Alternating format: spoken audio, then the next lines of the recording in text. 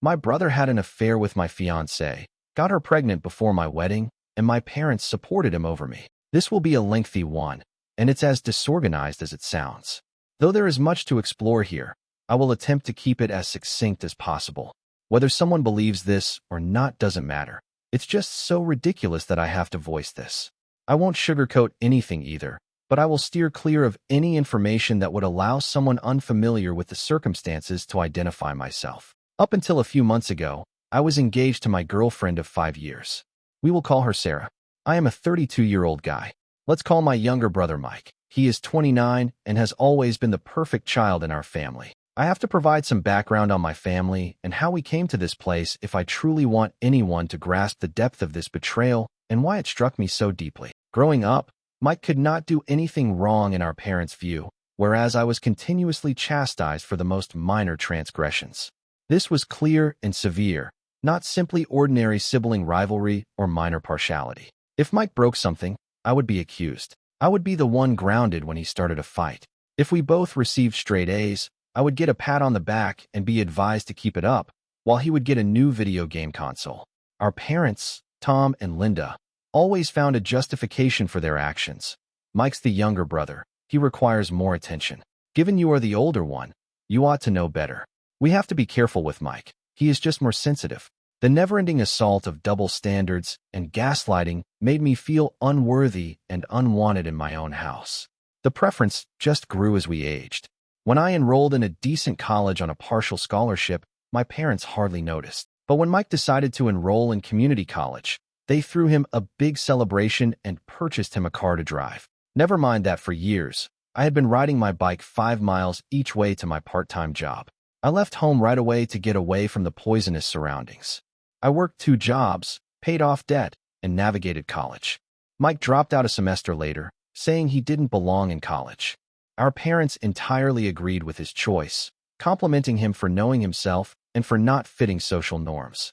Over the next 5 years, they even funded his string of failing companies. Even with the space I tried to create between us, my family always found a way to drag me back in. Holiday dinners were a torture of subdued jabs and not-so-subtle comparisons.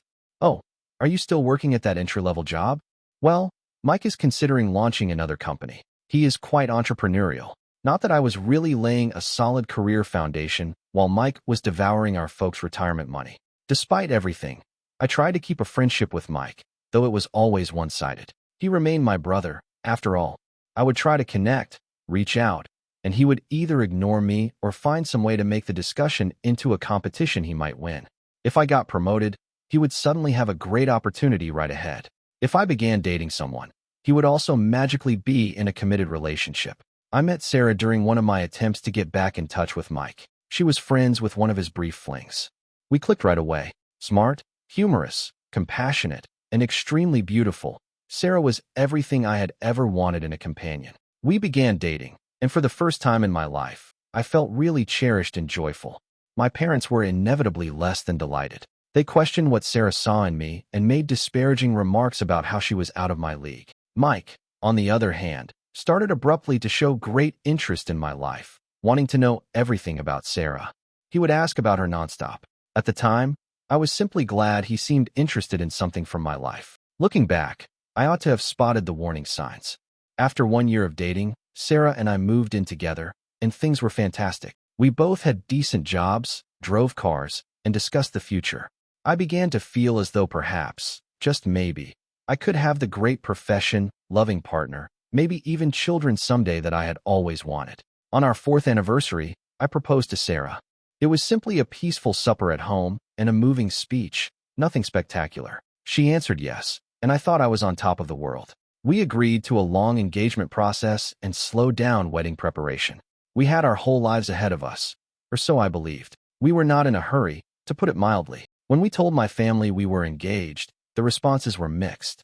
My mother slapped on a fake grin, saying, "Oh, how nice," in a tone that implied it was anything but.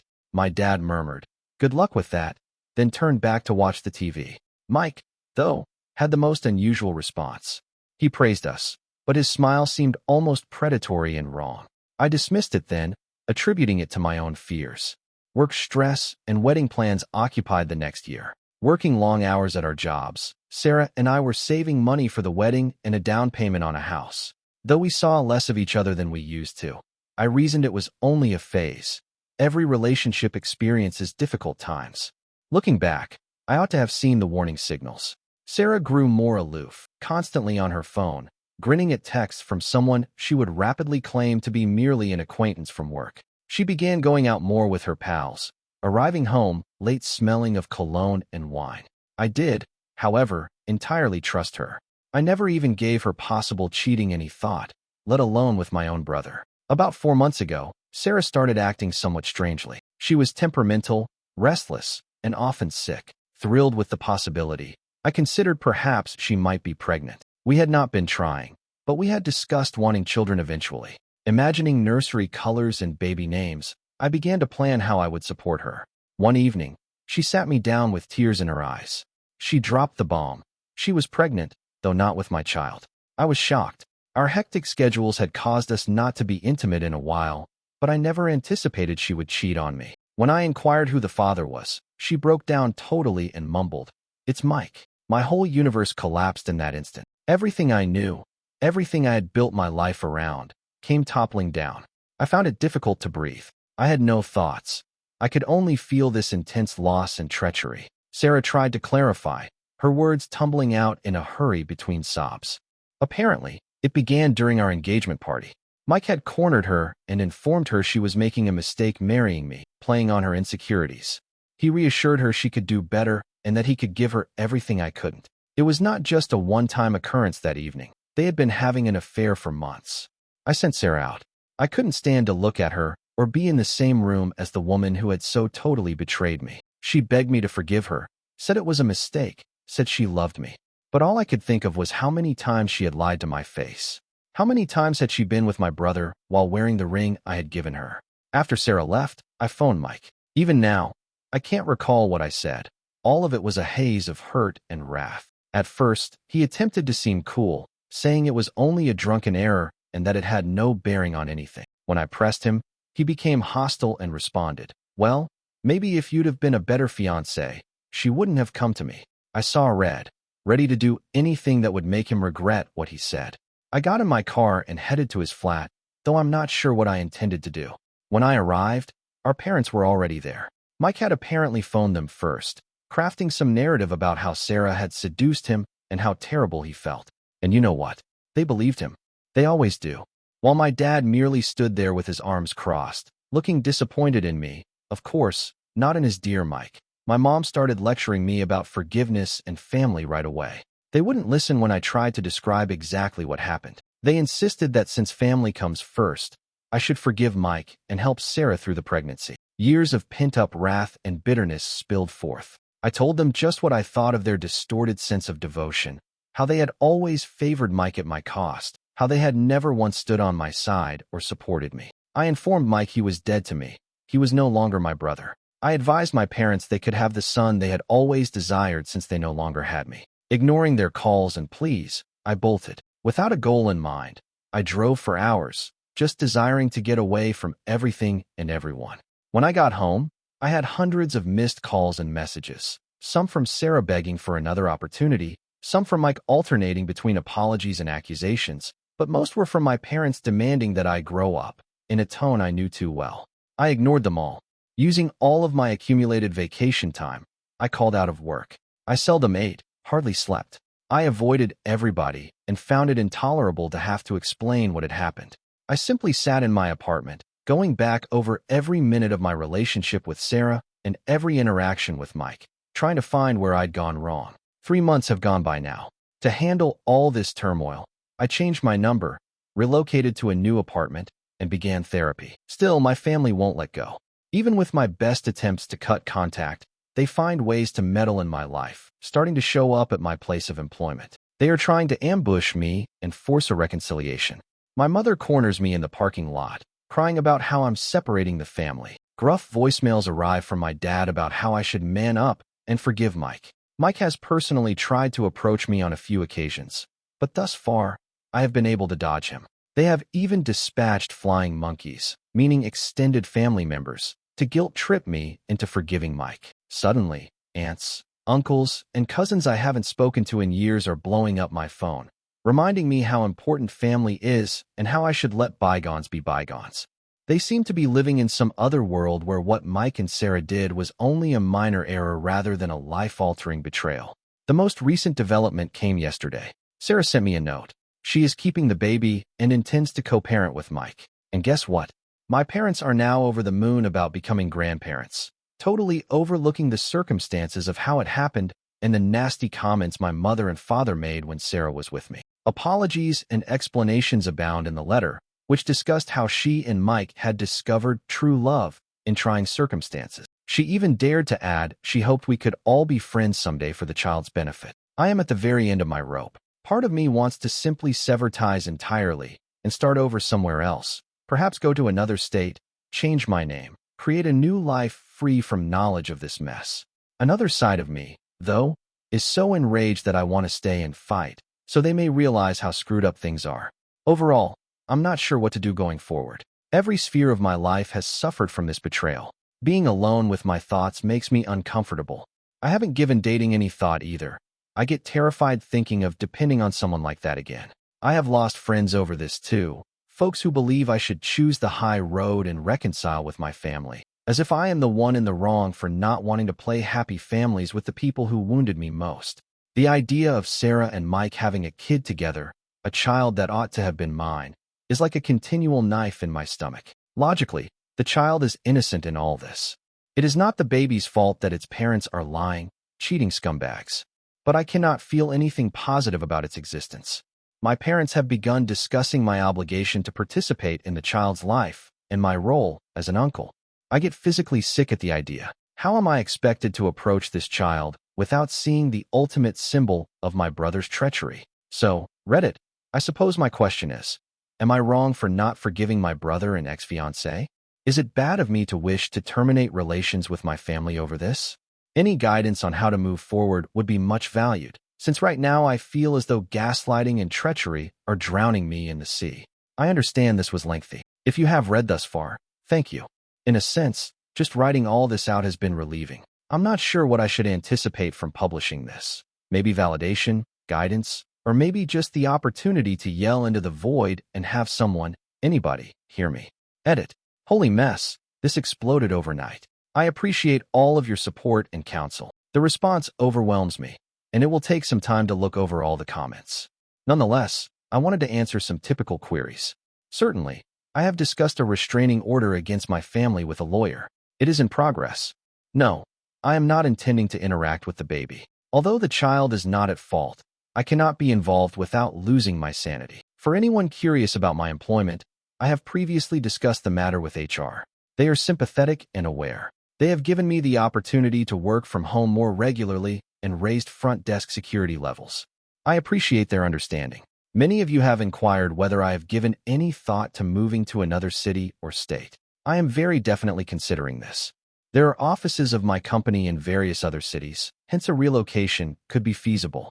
I am balancing the advantages and disadvantages. To those advocating DNA testing, Sarah came clean about the affair and the timeline fits. I have no cause to think the child isn't Mike's.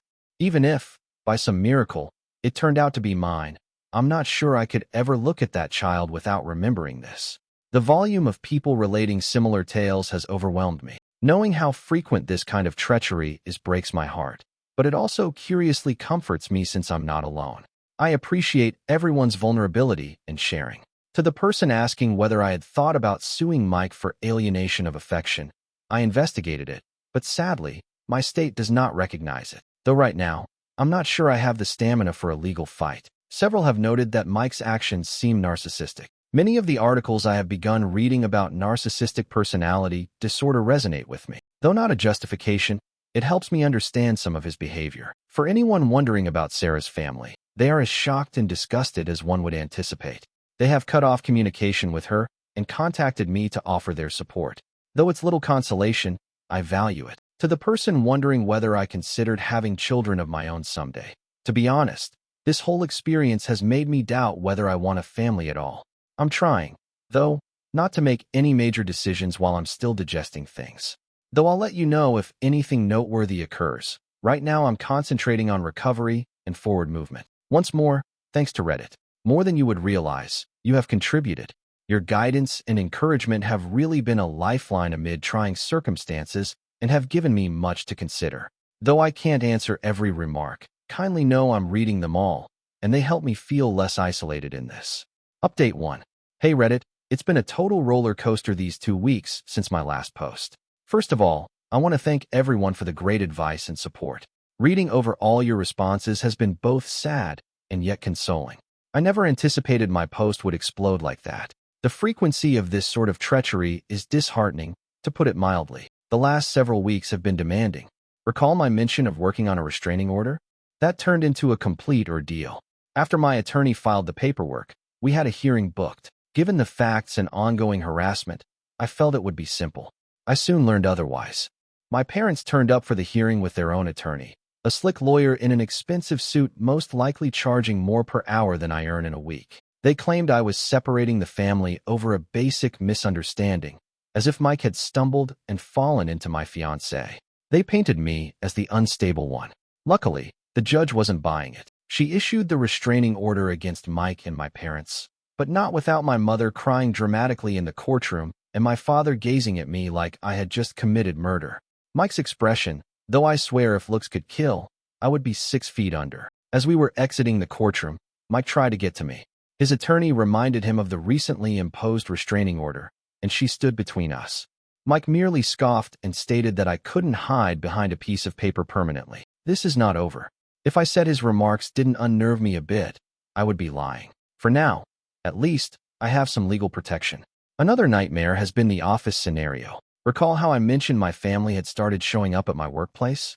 That came to a head last week. While I was in a meeting with a client, my assistant buzzed in, reporting my mother was in the lobby and creating a scene. She apparently brought a photo album and was trying to show my colleagues infant images of Mike and me as she sobbed over how her boys used to be so close. I left the conference and went down to the lobby, where I discovered my mother surrounded by a bunch of awkward-looking colleagues. She was midway through recounting how Mike and I used to bathe together as young children. When she saw me, she rushed toward me, chattering about a baby shower, but I stopped her. I told her she needed to leave right away, or I would call the cops and have her removed for trespassing against the restraining order.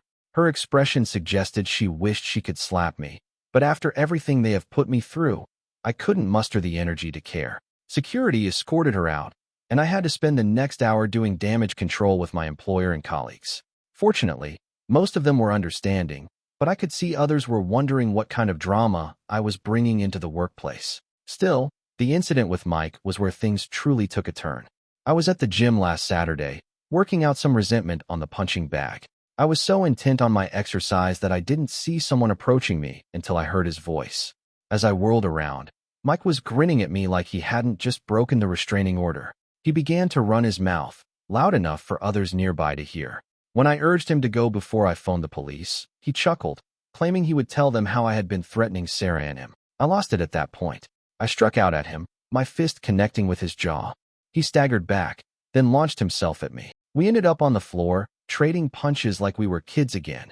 Except this time no parents were there to break us up before the gym personnel drew us apart. I made a few decent hits. Mike's nose was bleeding, while I could feel my eye beginning to swell closed. We were both screaming, seeking release, and aiming at each other. It was only when the gym manager threatened to call the police that I snapped out of it. I got ready and headed off, still pulsing with adrenaline. As I was headed home, I answered a call from an unidentified number. Against my better judgment, I responded. It was Sarah, shouting at me about how I had cracked Mike's nose, which might require surgery. I laughed, not feeling sorry at all. Her anger at me, following all they had done, seemed ridiculous. Too much. I sarcastically apologized to her for hurting her little boyfriend, the one she had been sleeping with behind my back for months. She began to cry then, continuing on about her stress, how the baby could sense her misery, and how selfish I could be. I blocked the number and hung up on her. The fight produced quite a strong blowback. News had crept across our social circle like wildfire. Texts from friends and relatives exploded on my phone, some supporting me and others calling me names for beating up my poor, defenseless brother. Reaching out once more, Sarah's parents expressed their dismay at their daughter and reiterated their support for me. It was a meager comfort, though at this point, I'll take anything I can get. Nowadays, the restraining order seems inadequate. Mike has proved he is ready to break it, hence I'm concerned about his future actions. The legal fallout has been a horror show. My attorney called me the day following the gym incident. Mike apparently had accused me of assault. I described what had happened, how Mike had provoked me, how he had broken the restraining order. My lawyer groaned, but said we would fight it. Given that I delivered the first punch, it might be an uphill battle. We are already pressing our own charges against Mike for breaching the restraining order. Though nothing is definite, my attorney feels sure this will strengthen our case. I had to show the cops the marks on my face and knuckles and make statements to them. Having to defend myself against my own brother makes one feel embarrassed. Mike and I have been banned from the gym, although I can't say I blame them. It sucks. That gym was one of the only places I felt I could properly release some of my wrath. My cousin Amy, whom I have always been close to, contacted me the other day. The family has been complaining a lot about her supporting me, but she is not wavering. She shared with me some of what goes on behind the scenes. My parents apparently have been telling everyone I'm experiencing some sort of mental collapse. They claim Sarah and Mike's relationship began shortly following our breakup, and I'm just jealous and can't let go. While some family members are buying it, Amy notes that many others are not.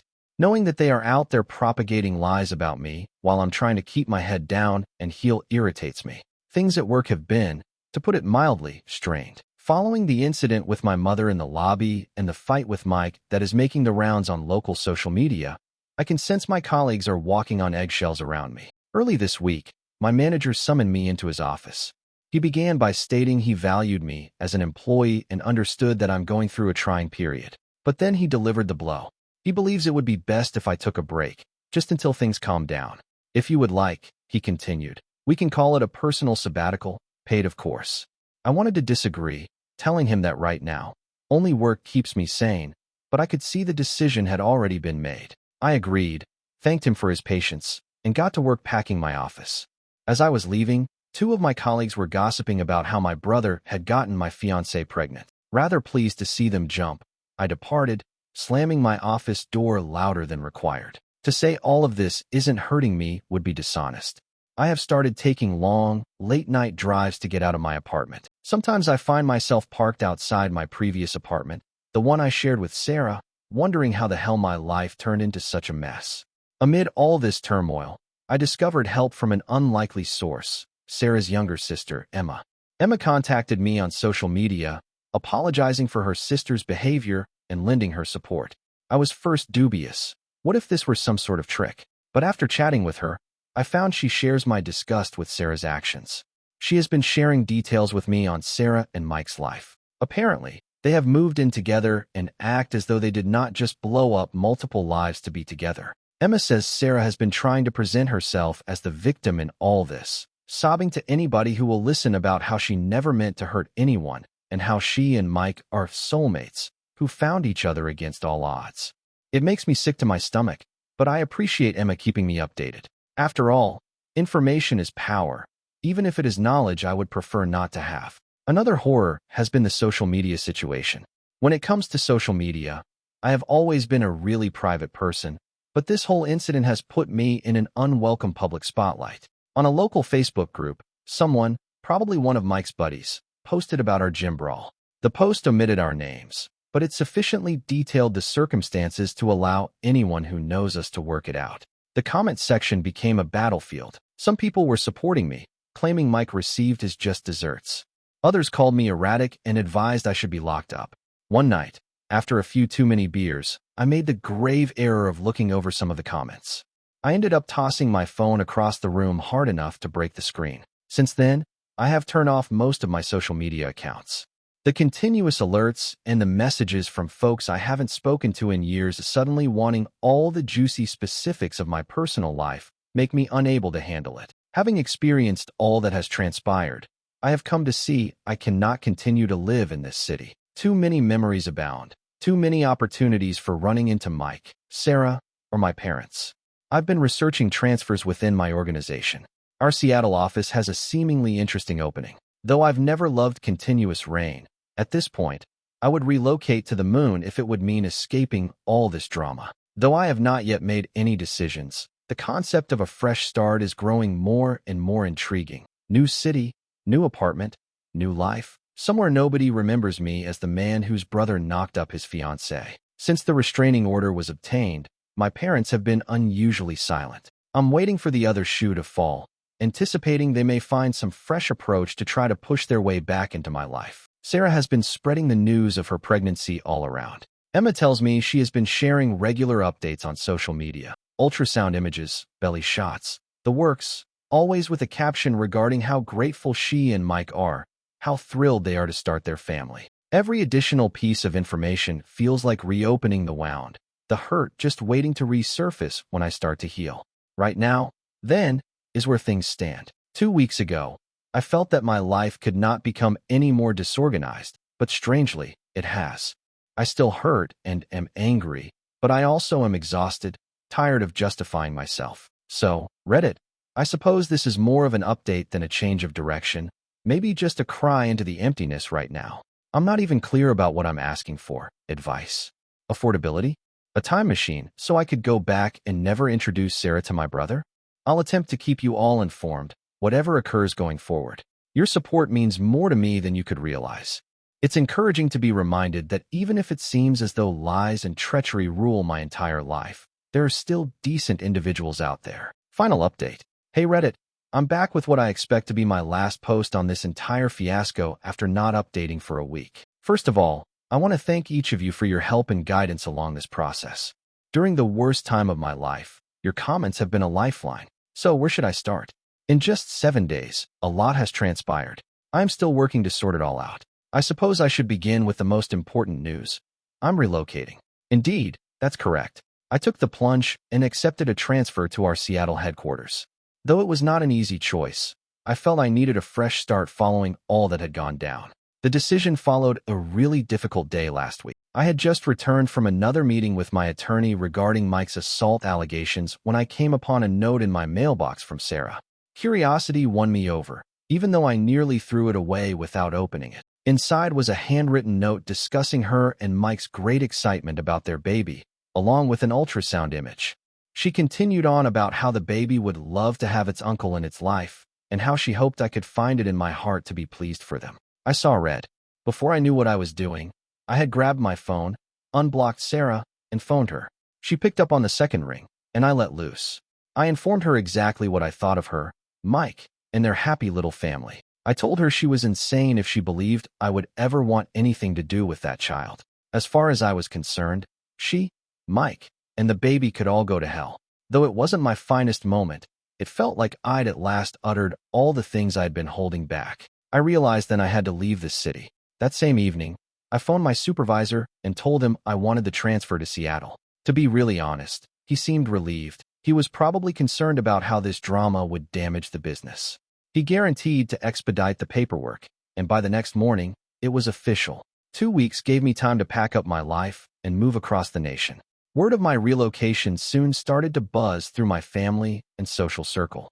Predictably, my parents were rather angry. Once more breaking the restraining order, they showed up at my flat unannounced, trying to talk me out of it, saying I was deserting the family. My mother was crying, red-faced and furious with my selfish and immature behavior. My dad was ranting. I stayed quiet. I just phoned the cops and had them escorted off for breaching the restraining order.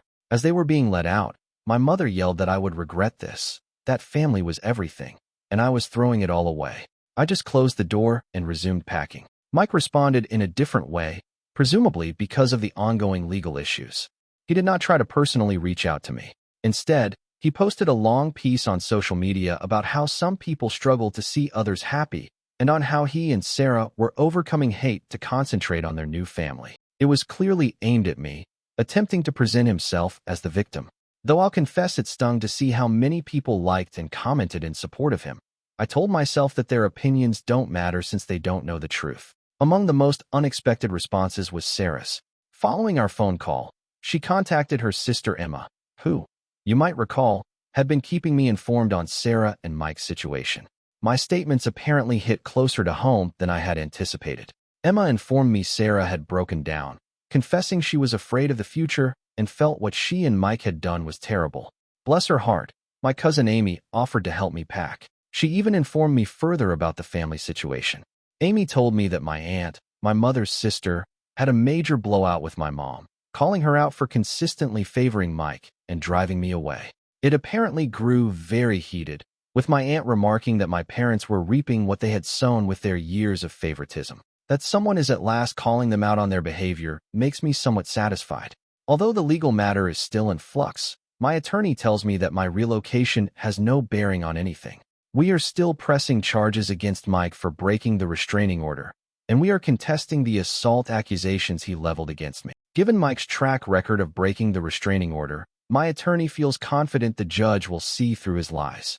Moving across the nation should also help prove that I am not a threat to Mike, thereby helping to get his charges dropped. After this, I'm not sure whether I will publish any more updates. Starting anew means bidding farewell to the past, and as beneficial as this community has been, I believe it's time for me to distance myself from rewriting this narrative. I have to concentrate on starting my new life instead of miring myself in the old one. So, this seems to be my last update. Wish me luck, Reddit. In Seattle, I have a completely fresh life ready for me, and I want to maximize it.